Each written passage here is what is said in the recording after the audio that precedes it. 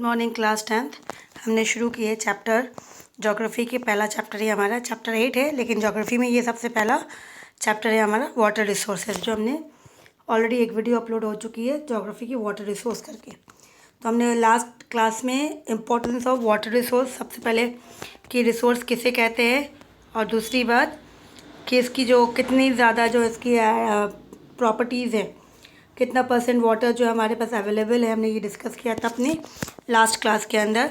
जिस तरह से कि 21% जो है अर्थ के अंदर वाटर है, 71% जो है वाटर है, 29% जो है हमारा वो क्या है, ये लैंड है।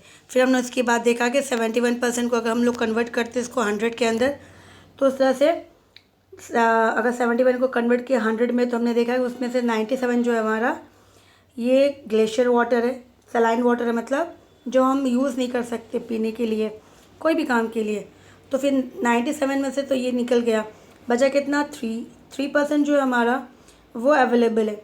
लेकिन इसका 3% को भी वापस हमने 100% किया, तो हमने क्या देखा कि 3% को जब हमने 100% किया तो 69% जो है वो पानी जो है वो ग्लेशियर के फॉर्म में, किस फॉर्म में, ग्लेशियर के फॉर्म में। फिर उसी का 30% जो है वो जो है in the form of underground water है। तो 30% अंडरग्राउंड फॉर्म ऑफ वाटर है एंड 69% जो है वो हमारा ग्लेशियर्स है। तो 69 और ये 30 ऐड करते से कितना हो जाता है, 99 हो जाता है। तो रिमेनिंग जो 1% बचा वो हमने क्या देखा कि 1% जो है हमारा वो है हमारे लिए सिर्फ available on the earth. Not only I am talking about India, but it is been on the earth. तो 1% जो हमारा ड्रिंकिंग है, इरीगेशंस है एंड वेरियस इकोनॉमिक एक्टिविटीज़ जो होती है वो सारी यूज़ किया जाता है इस 1% में। तो ये 1% जो है पूरी वर्ल्ड जो है वो डिपेंड करती है इस रिमेनिंग 1% के अंदर। फिर इंडिया के हमने देखा कि अवेलेबिलिटी कितने वाटर हमें मिलती है, उसमें से हम लोग कितना यूज़ लेते हैं, क्योंकि इसमें से ज़्यादा एक्सप्लॉइट हो जाता है। इतना ज़्यादा जो वाटर है, क्यूबिक मीटर्स जो है मिलियंस, ये बिलियंस क्यूबिक मीटर्स जो है उसमें से इंडियन यूज़ करते हैं, वो भी जो है सरफेस वाटर है और अंडरग्राउंड वाटर है, ये वाला है।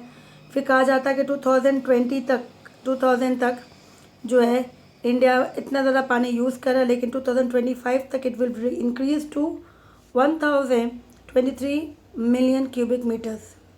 तो इतना ज़्यादा इंक्रीज़ किस तरह से क्यों होगा, because of our increment in populations. Pollution is also one of the reason, जहाँ पे पॉल्यूशन के कारण, गंदगी के कारण हमारा जो पीने वाला पानी है वो भी ख़राब हो जाता है। तो इसके कारण जो है वो पॉल्यूट हो जाता है। इल इफ़ेक्ट्स ऑफ ग्लोबल वार्मिंग, जो जिसके कारण ये भी इनडायरेक्टली कहीं ना कहीं कनेक्टिविटी है इसके साथ। एडिक्वेट वाटर मैनेजमेंट जो है, सही से हमें कि पानी को कैसे बचाना चाहिए वो सही से नहीं हो पा रहा है, हम वाटर को बचा नहीं रहे। कंजर्वेशन जो है बहुत ज़रूरी हो गया आज, जब हमें पता है कि हमारा जो है पूरे अर्थ में 1% ही है और the world is been having 1% dependence इसके ऊपर ही है। तो हमें सबसे इम्पॉर्टेंट है हमें वाटर को कंजर्व करना है और उसको मैनेज करना है। तो आज हम डिस्कस करेंगे कैसे कंजर्व करना है, सबसे पहले मैनेज कैसे करें। तो शुरुआत करते हैं हमारा नाउ। तो जिस तरह से इस चैप्टर में आपको जो क्वेश्चंस आंसर्स आएंगे, इस चैप्टर्स में 2 मार्क्स करके आएंगे। तो 2 मार्क्स का ये क्वेश्चंस इस चैप्टर में से, मतलब जियो जितने हैं आपके, तो ज्योग्राफी में 2 मार्क्स के क्वेश्चन पूछे जाते हैं, मतलब there will be 1 questions of 2 marks from this chapter from geography.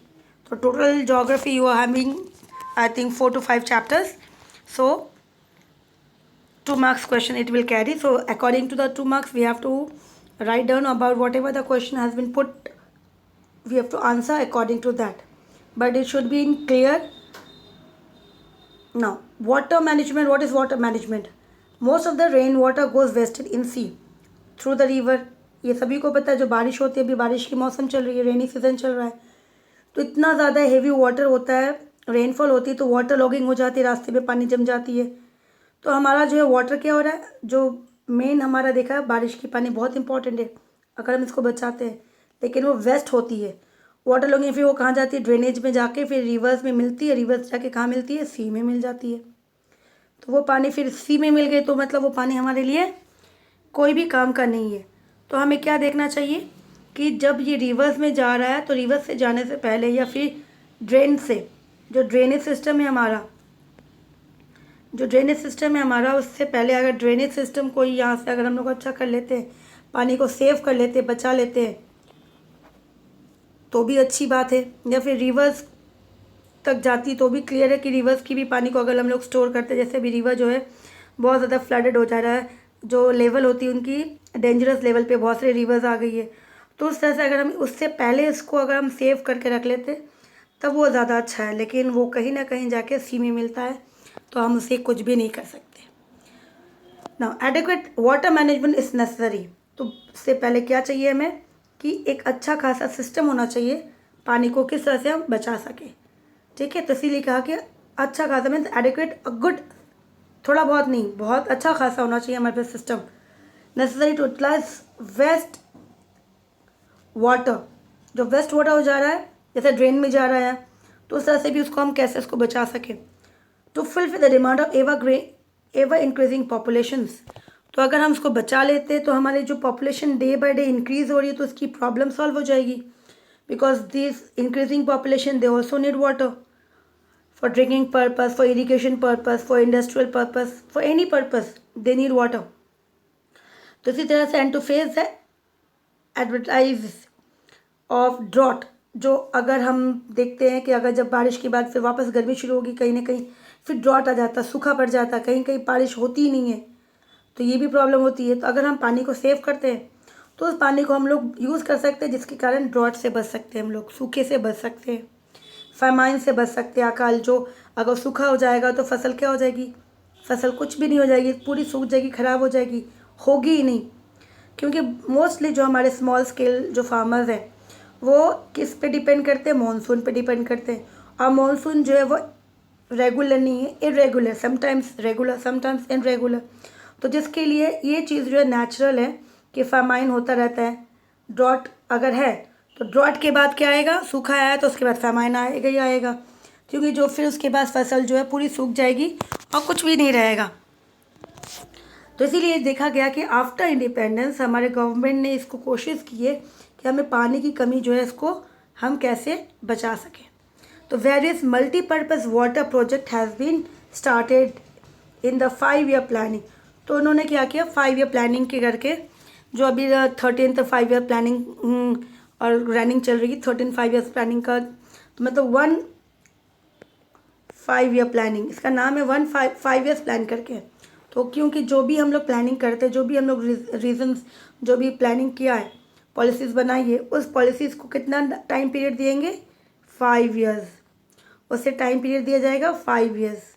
क्योंकि 5 ईयर्स एक ना ज़्यादा है ना कम है, एक एवरेज है।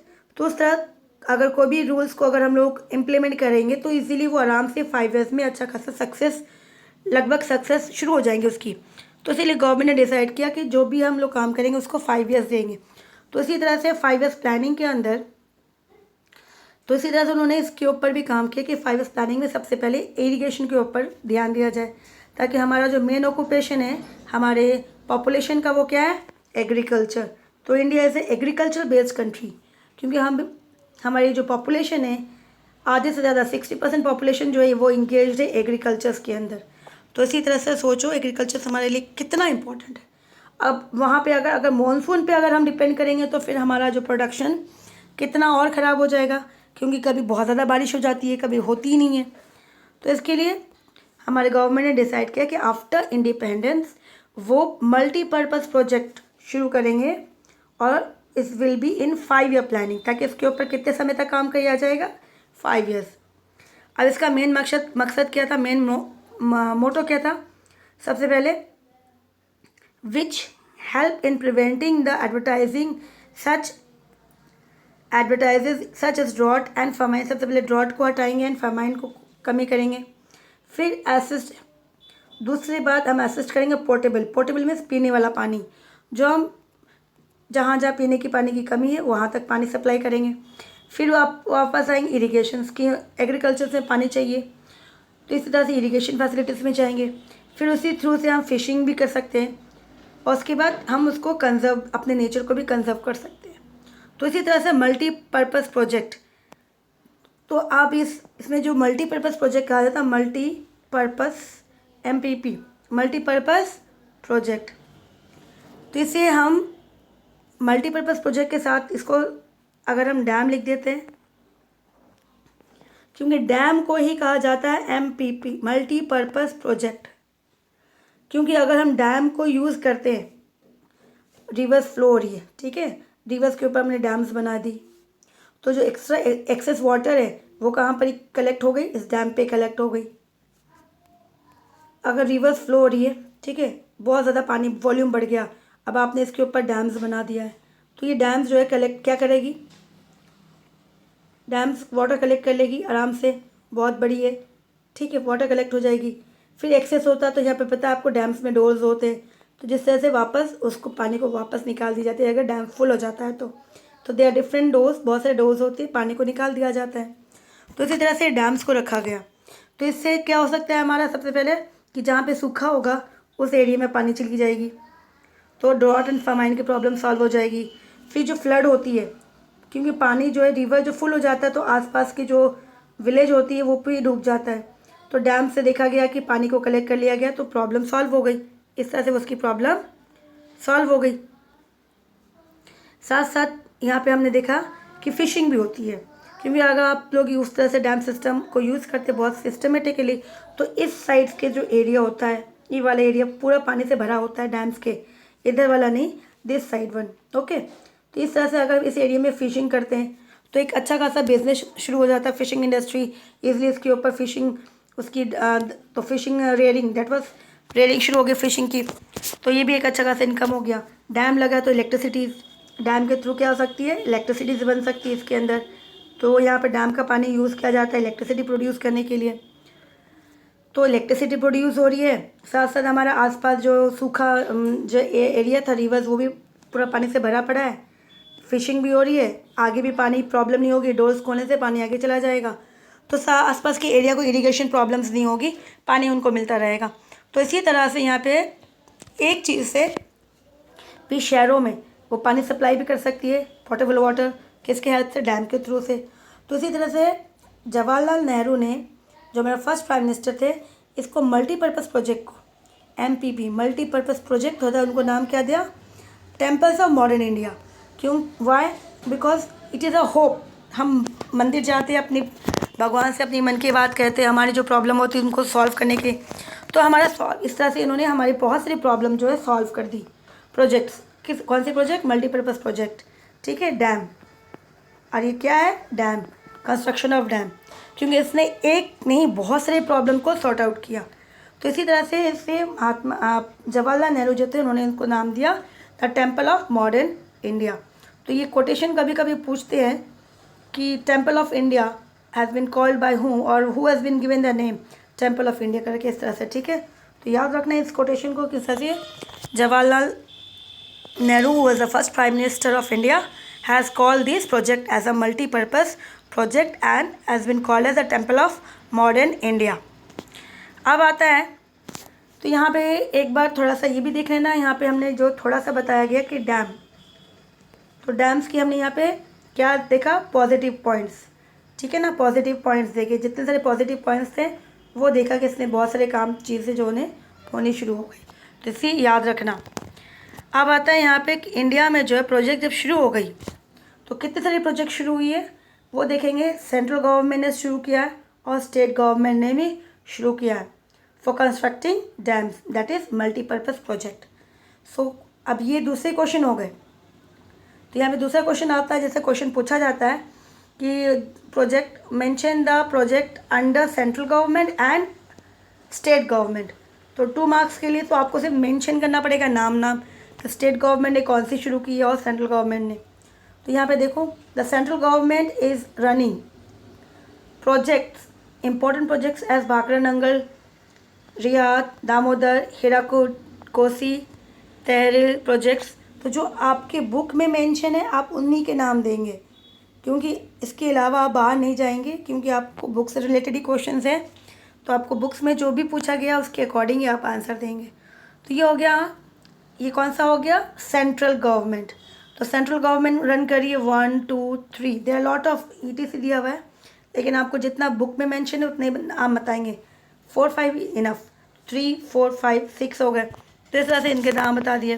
फिर स्टेट गवर्नमेंट, अब स्टेट गवर्नमेंट कौन कौन सा कर रहा है, तो स्टेट गवर्नमेंट रनिंग कौन कौन से चंबल प्रोजेक्ट आपने क्लास 8 में पढ़ा था, ठीक है। तो इस तरह से 9 में भी अगर थोड़ा बहुत याद हो तो चंबल प्रोजेक्ट मध्य प्रदेश, ये जॉइंट प्रोजेक्ट है जहाँ पे मध्य प्रदेश एंड राजस्थान दोनों मिलकर कर रही है।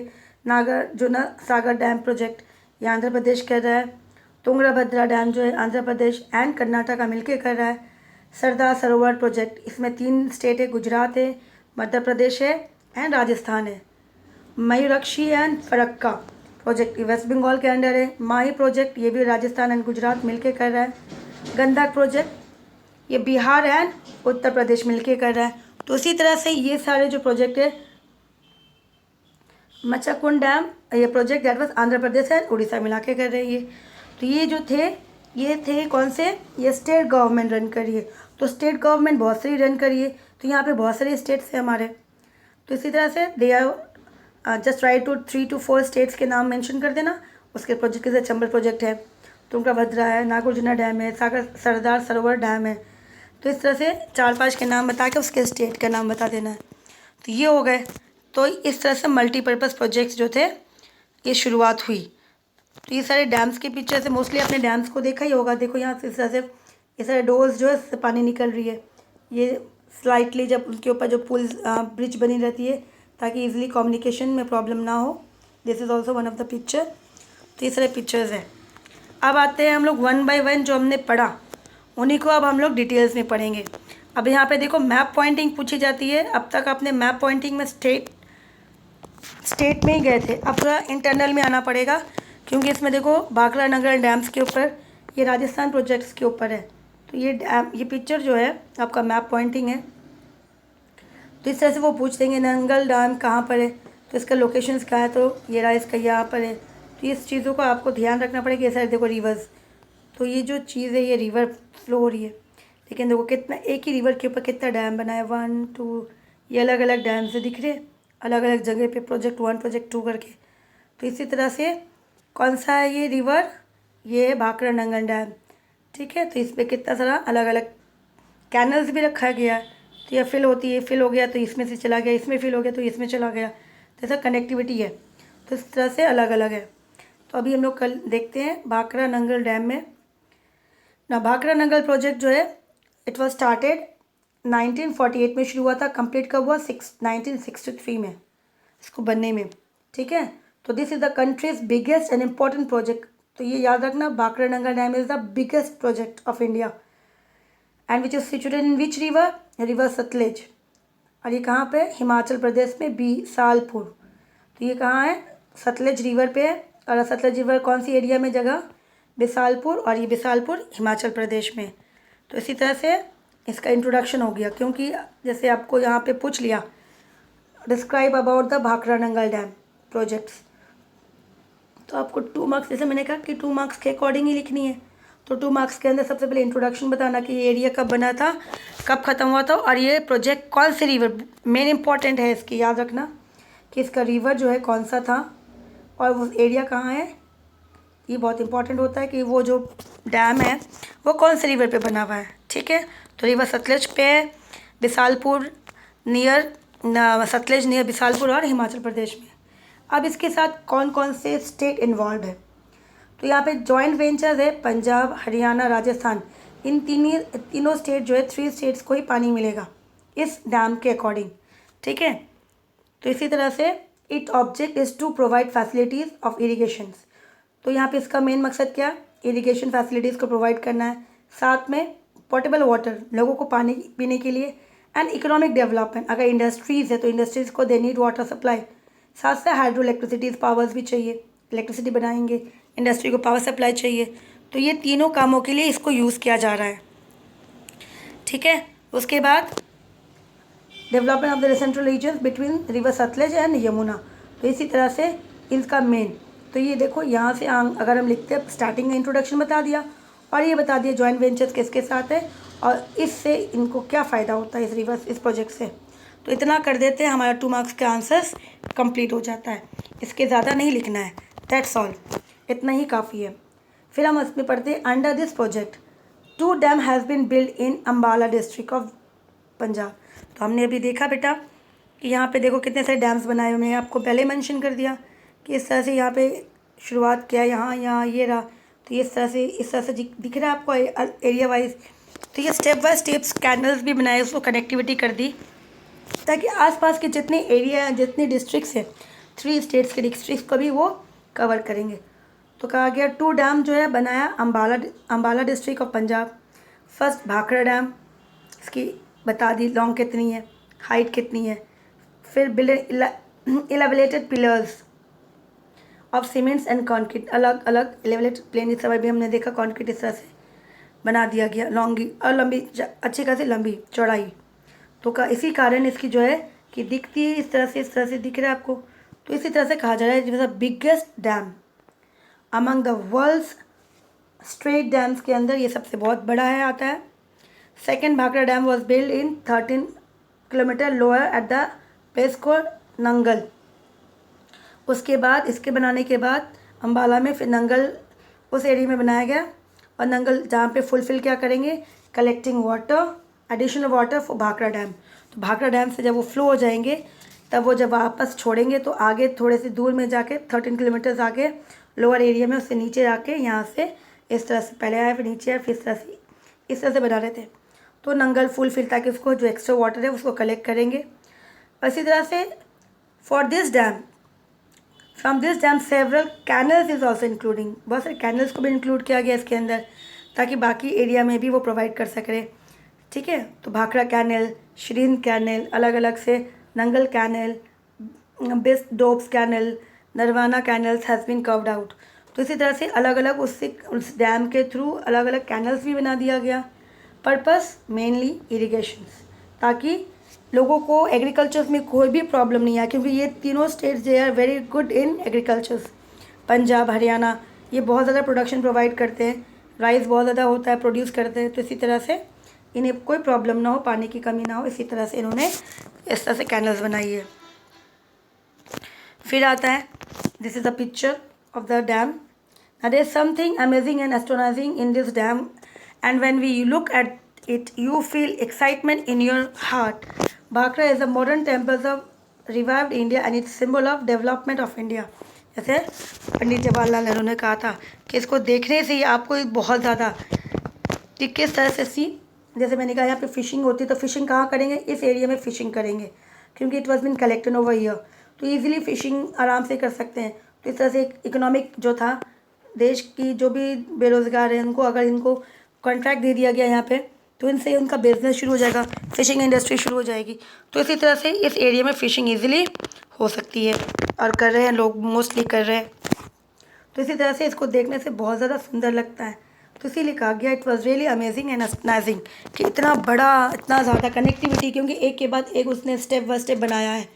ठीक है, तो इसी तरह से उसके बाद हमारा नेक्स्ट है दामोदर वैली प्रोजेक्ट। तो दामोदर वैली प्रोजेक्ट में यहाँ पे वापस देखो, ये वाले में भी दामोदर, ये वेस्ट बंगाल वाले में है। तो ये देख लो किस तरह से ये दिख रहा है आपको। यहाँ पे आगे सबसे पहले ये एरिया देख रहे हैं, इरिगेशन फैसिलिटीज़, यहाँ पे इंडेक्स दिया गया इरिगेशन एरिया ये वाला। फिर डैम्स एंड रिजर्वर्स बनाया गया, ये रहा डैम्स एंड रिजर्वर्स, कितने सारे यहाँ पर भी है, ये सारा रेड वाला। Boundaries of the Damodar river basin, तो ये सारा बाउंड्रीज़ है जो डॉट डॉट दिया गया, ये एरिया है दामोदर रिवर के अंदर जो एरिया आ रहा है ये सारा सा। तो ये सारे डिस्ट्रिक्ट्स है, दुर्गापुर ठीक है, तो ये सारे डिस्ट्रिक्ट्स है सारे। तो इसी तरह से ये भी एरिया है जहाँ पे अच्छे खासे एरिया में यहाँ पर भी इन्होंने क्या किया है,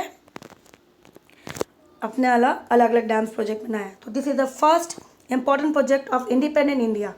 कहा गया इंडिपेंडेंट इंडिया का सबसे पहला प्रोजेक्ट था दामोदर वैली, और ये भी जॉइंट वेंचर था बंगाल एंड झारखंड के साथ।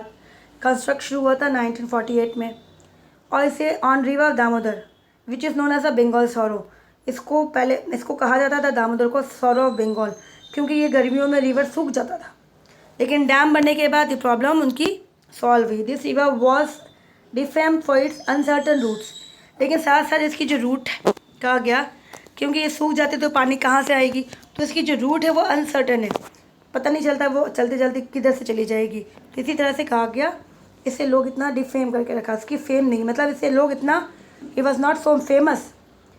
सॉइल इरोशन बहुत ज़्यादा होता है, फ्लड, जब बारिश होती है तो फ्लड हो जाती है, इस तरह से द सॉइल, तो इसके लिए इसको नाम दिया गया था सॉरो ऑफ बंगाल। ठीक है, सूखे में सूखा हो जाता है, फ्लड होता है तो बहुत ज़्यादा फ्लड हो जाता है, सॉइल इरोशन भी बहुत ज़्यादा होता है, मिट्टी इधर से उधर ज़मीन टूट जाती है, किनारे जो होती है।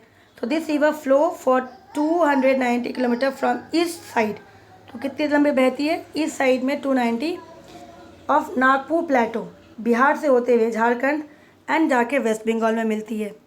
And they fall into river, कहाँ पे जाके मिलती है, रिवर हुगली में। तो ये दामोदर जाके रिवर हुगली में मिलती है। तो बराकार, बोकारो, कोनार, ये जो इसकी ट्रिब्यूटरीज है, ठीक है, ऑफ दिस रिवर दामोदर की। एंड दिस रिवर अफेक्ट्स, कितने एरिया को पानी देती है ये, 1800 स्क्वायर किलोमीटर एरिया।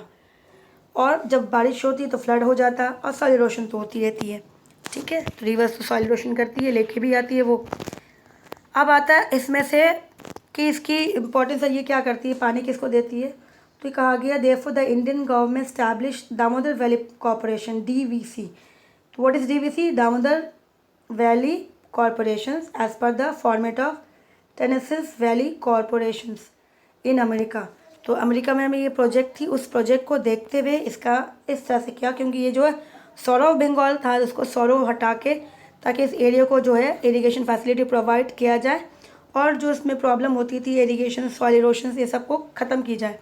तो इसीलिए TVS जो प्रोजेक्ट थी अमेरिका में, टेनेसी वैली कॉरपोरेशन, उसको देखते ही इस प्रोजेक्ट का इन्होंने शुरुआत की।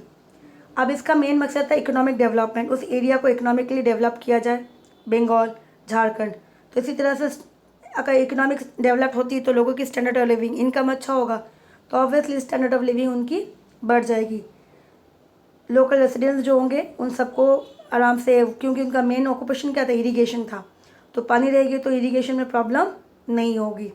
तो इसी तरह से under this project Maithon, Balpahari, Tilaiya dam, ये अलग अलग जो है बनाया गया उस रिवर्स में।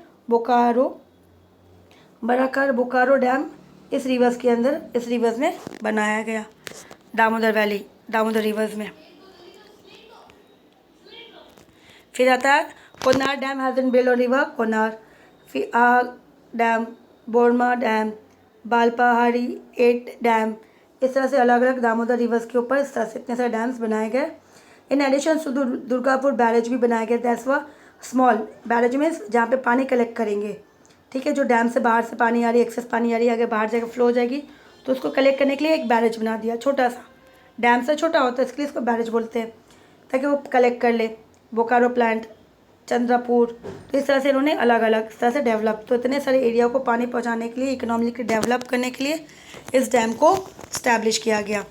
ठीक है, तो ये 2 डैम, उसके बाद हम देंगे हीराकुद डैम। तो हीराकुद डैम जो है हम लोग नेक्स्ट क्लास में करेंगे। तो हमने 2 डैम के बारे में डिस्कस किया था, और उसके पहले हम लोग ने वाटर मैनेजमेंट डिस्कस किया।